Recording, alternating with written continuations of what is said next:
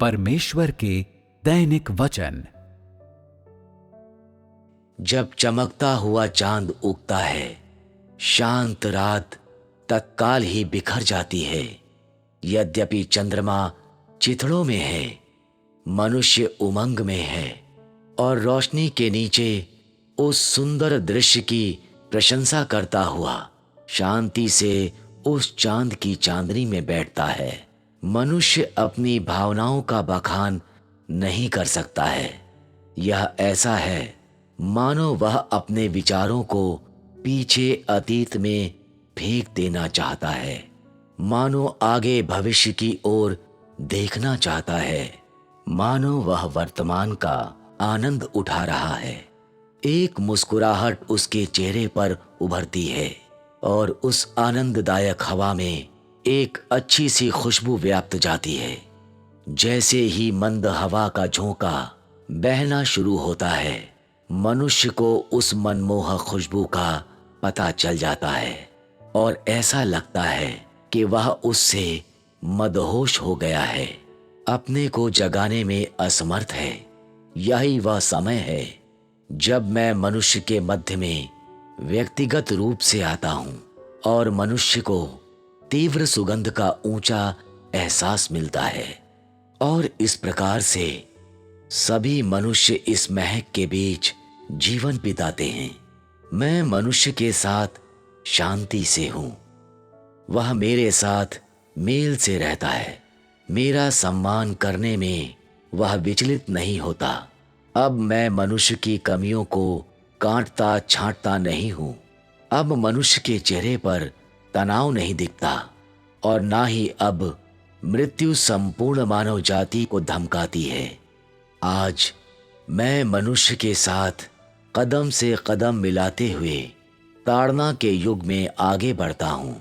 मैं अपना कार्य कर रहा हूँ, यानी कि मैं मनुष्यों के मध्य अपनी लाठी से प्रहार करता हूँ और मनुष्यों में जो विद्रोही हैं यह उस पर गिरती है। मनुष्य की नजरों में ऐसा दिखाई देता है कि मेरी लाठी में विशेष शक्तियां हैं। यह उन सभी पर आ पड़ती है जो मेरे शत्रु हैं और आसानी से उन्हें छोड़ती नहीं। उन सब पर जो मेरा विरोध करते हैं यह लाठी अपना निहित कार्य करती है।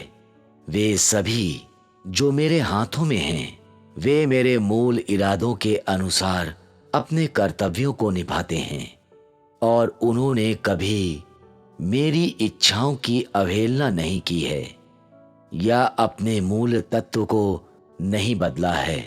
परिणाम स्वरूप पानी गरजेंगे, पहाड़ गिर जाएंगे, बड़ी बड़ी नदियां विभाजित हो जाएंगी। मनुष्य सदा सर्वदा बदलता रहेगा।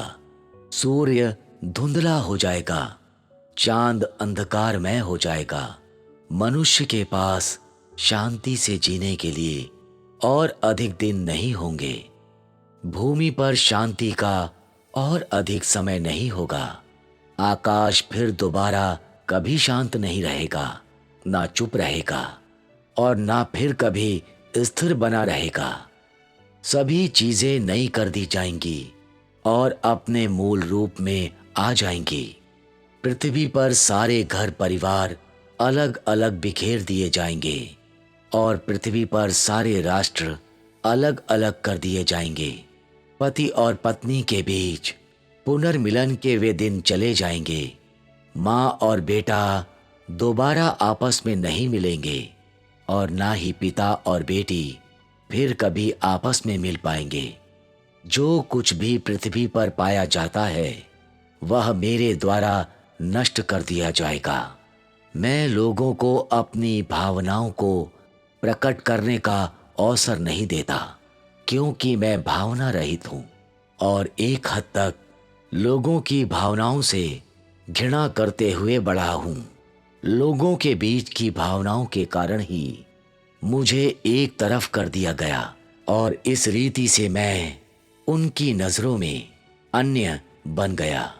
लोगों के बीच भावनाओं के कारण ही मैं भुला दिया गया।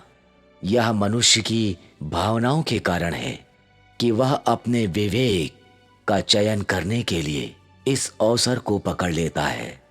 यह मनुष्य की भावनाओं के कारण है कि वह हमेशा मेरी ताड़नाओं से थकता जाता है। यह मनुष्य की भावनाओं के कारण है कि वह मुझे पक्षपाती और अन्यायी कहता है और कहता है कि जब मैं किसी चीज को करता हूं तो मैं मनुष्य की भावनाओं के प्रति असावधान होता हूं। क्या पृथ्वी पर मेरे भी सगे संबंधी हैं? किसने कभी मेरी तरह मेरे पूरे प्रबंधन की योजना के लिए भोजन या नींद के बारे में ना सोचते हुए दिन रात काम किया है? मनुष्य कैसे परमेश्वर के तुलनीय हो सकता है? वह कैसे परमेश्वर के संयोज्य हो सकता है? कैसे परमेश्वर जो बनाता है उस मनुष्य के जैसा हो सकता है जिसे बनाया गया है? मैं कैसे पृथ्वी पर मनुष्य के साथ हमेशा रह सकता हूं और उसके साथ मिलकर कार्य कर सकता हूं? कौन मेरे हृदय की चिंता करता है? क्या ये मनुष्य की प्रार्थनाएं हैं? मैं मनुष्य के साथ जुड़ने और उसके साथ चलने के लिए एक बार सहमत हो गया था। और हाँ, आज के दिन तक मनुष्य ने मेरी देखभाल और सुरक्षा में जीवन बिताया है।